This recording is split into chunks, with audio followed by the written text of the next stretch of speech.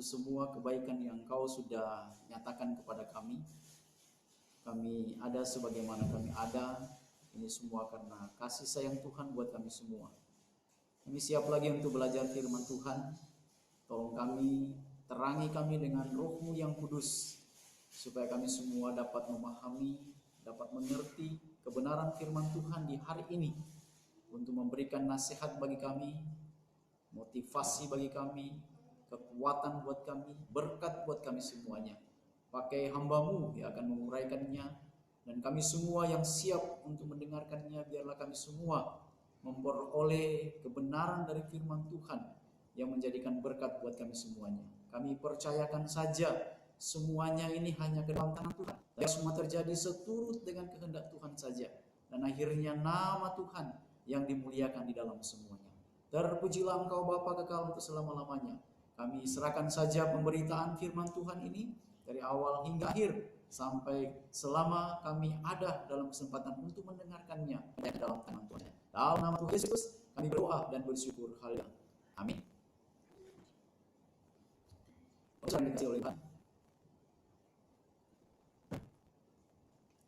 Pagi hari ini kita ada dalam kesempatan yang Tuhan izinkan buat kita semua.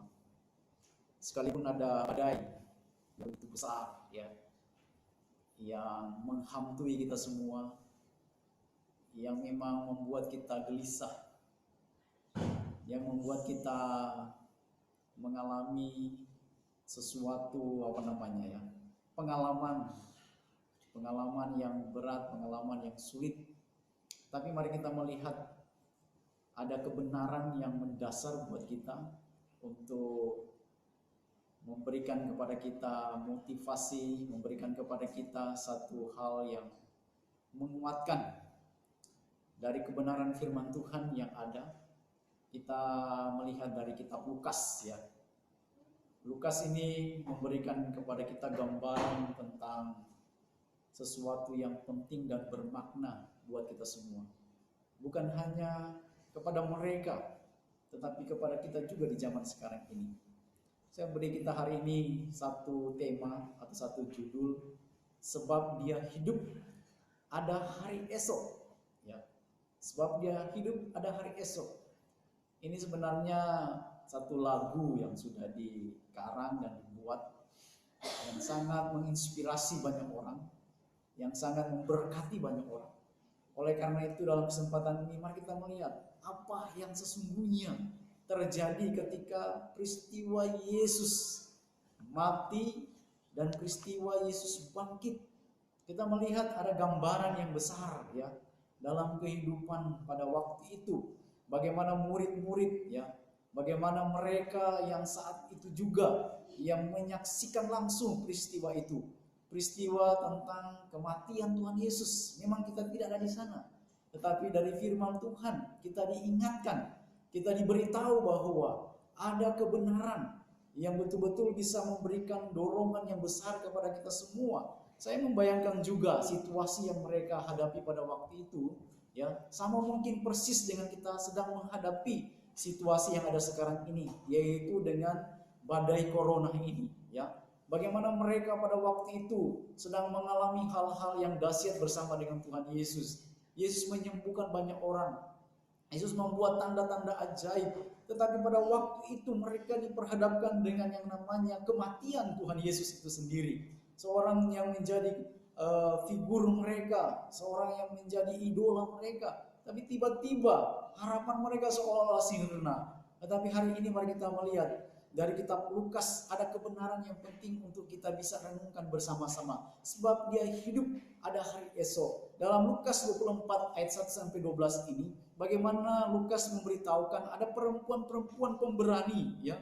Perempuan-perempuan itu yang waktu itu mereka keluar dari rumah mereka, mereka keluar dari persembunyian mereka, dan mereka datang di kubur Yesus pada waktu itu. Nah, sebenarnya itu ada satu sikap tindakan keberanian mereka pada waktu itu, situasi politik yang sedang tidak baik pada waktu itu, tapi mereka ternyata mau keluar rumah dan pergi ke kubur untuk membawa rempah-rempah. Itu yang dikatakan dalam firman Tuhan. Tetapi saudara yang dikasih oleh Tuhan Yesus Kristus, apa yang terjadi dengan perempuan-perempuan ini ketika mereka berada di kubur, ya?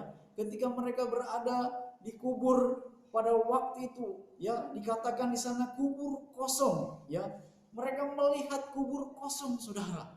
Wah, ini membuat mereka pada waktu itu juga, ya, kalau kita baca dari firman Tuhan yang sudah kita baca tadi, ada satu hal, ya, keterkejutan yang terjadi yang dialami oleh mereka.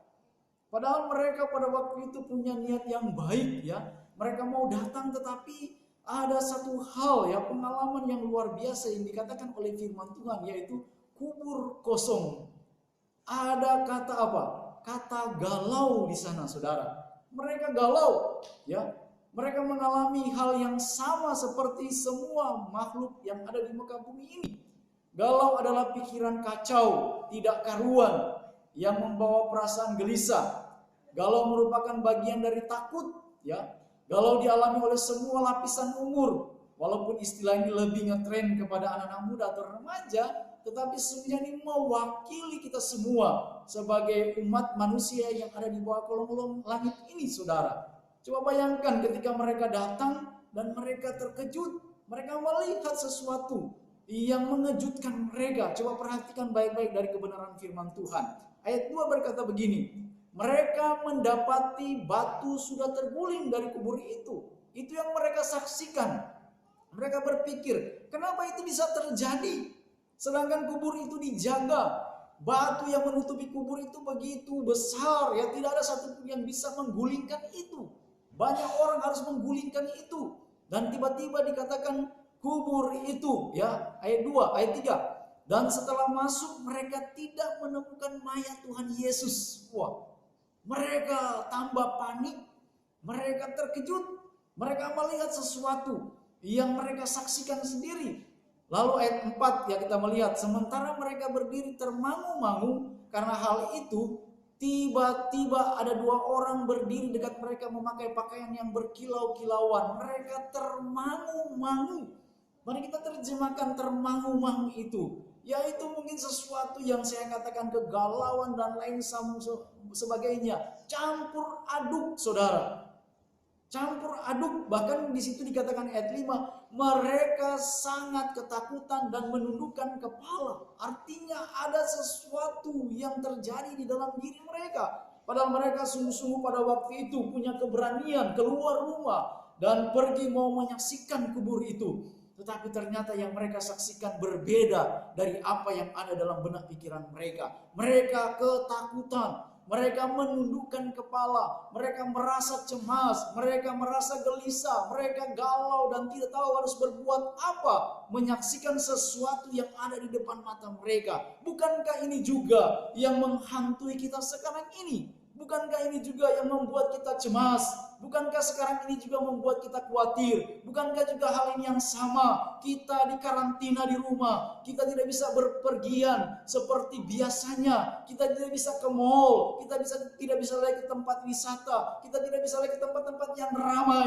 Karena apa? Karena ada satu hal, yaitu virus yang menghantui banyak orang. Saya pikir ketika mereka termangu-mangu, seperti itulah pengalaman hidup kita sekarang ini. Kita tidak bisa berbuat apa-apa.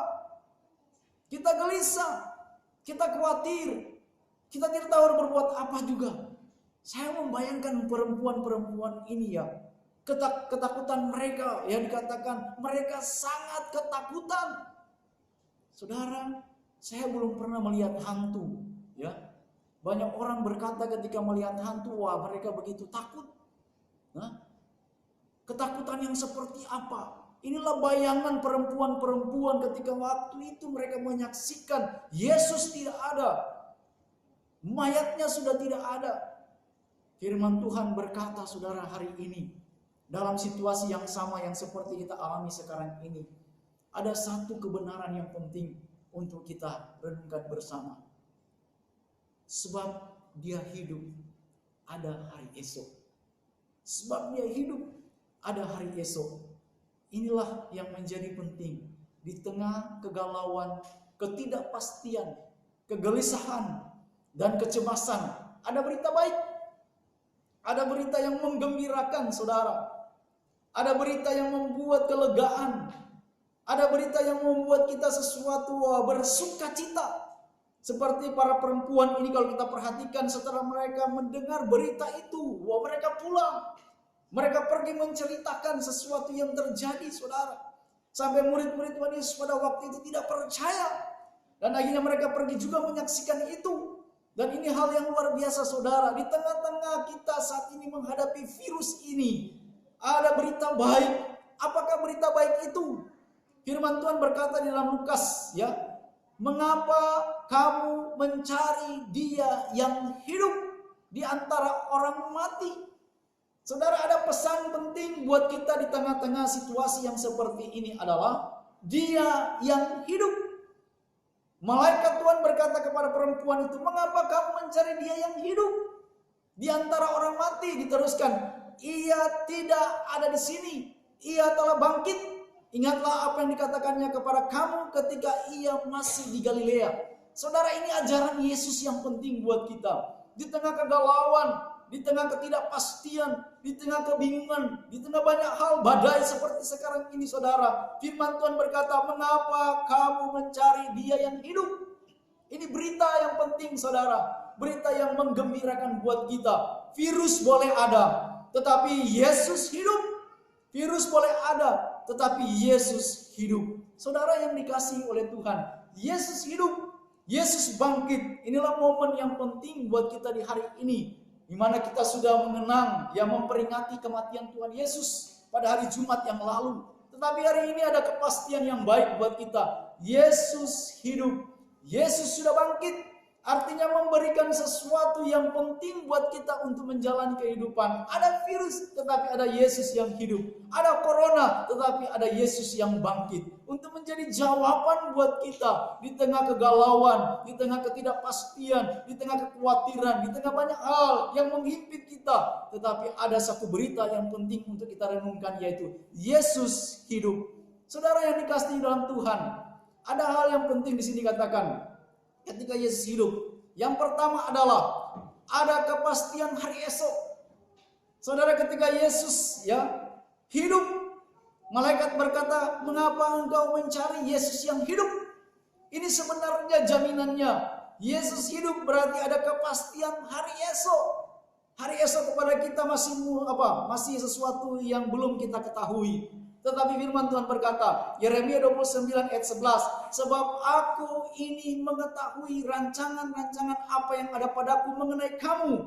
Demikianlah firman Tuhan, yaitu rancangan damai sejahtera dan bukan rancangan kecelakaan, untuk memberikan kepadamu hari depan yang penuh harapan. Saudara, mari kita berbahagia. Mari kita bergembira akan hal ini. Karena apa? Ada kepastian hari esok. Yesus hidup. Mengapa engkau mencari Yesus yang hidup? Bukankah Yesus pernah berbicara mengajarkan tentang pada hari yang ketiga Dia akan bangkit? Artinya dengan inilah ada kepastian buat kita semuanya tentang hari esok, tentang masa depan kita. Yeremia mengingatkan kepada kita semua, aku ini mengetahui rancangan-rancangan apa yang ada padaku mengenai kamu. Demikianlah firman Tuhan. Saudara, virus boleh ada, tetapi rancangan Tuhan tetap berjalan. Virus boleh menakutkan kita, tetapi rancangan Tuhan berkata bahwa yang terbaik, rancangan Tuhan adalah damai sejahtera, bukan kecelakaan, untuk memberikan kepadamu hari depan yang penuh harapan. Ini kepastian saudara buat kita. Inilah berita baik saudara yang harus bergema dalam hidup kita. Mari kita isi dengan berita-berita yang menguatkan kita saudara. Boleh saja kita mengikuti apa yang ada sekarang ini dengan berita-berita hari ini. Ada yang meninggal begini, bertambah jumlah tiap hari dan tiap hari. Itu kadang-kala membuat kita frustrasi, membuat kita stres, membuat kita takut. Tetapi mari isi dengan firman Tuhan saudara. Rancanganku adalah rancangan damai sejahtera. Rancanganku adalah rancangan bukan kecelakaan, tetapi memberikan kepada kita hari depan yang penuh harapan. Mari kita robah segala sesuatu yang ada sekarang ini. Mari kita mengarahkan hati pikiran kita kepada kebenaran firman Tuhan. Setan boleh mencemaskan kita. Setan boleh membuat kita gentar dan takut. Saat ini kita memang dihantui dengan ketakutan kematian. Tetapi ingat, Yesus sudah hidup. Yesus sudah bangkit, memberikan kepastian kepada kita. Hari esok, aku mengetahui rancangan apa yang ada padaku. Ini rancangan dari Tuhan buat kita, mengenai kita, saudara. Rancangan damai sejahtera, bukan rancangan kecelakaan. Untuk memberikan kepadamu hari depan yang penuh harapan. Amin. Itu yang pertama. Yang kedua, ada kepastian hidup kekal. Wah, ini menggembirakan saudara. Yesus sudah hidup. Yesus sudah bangkit. Artinya ada kepastian hidup kekal. Banyak orang mati bingung, ya. Tidak tahu mau bagaimana. Mereka tidak punya arah tujuan yang jelas dengan kematian itu.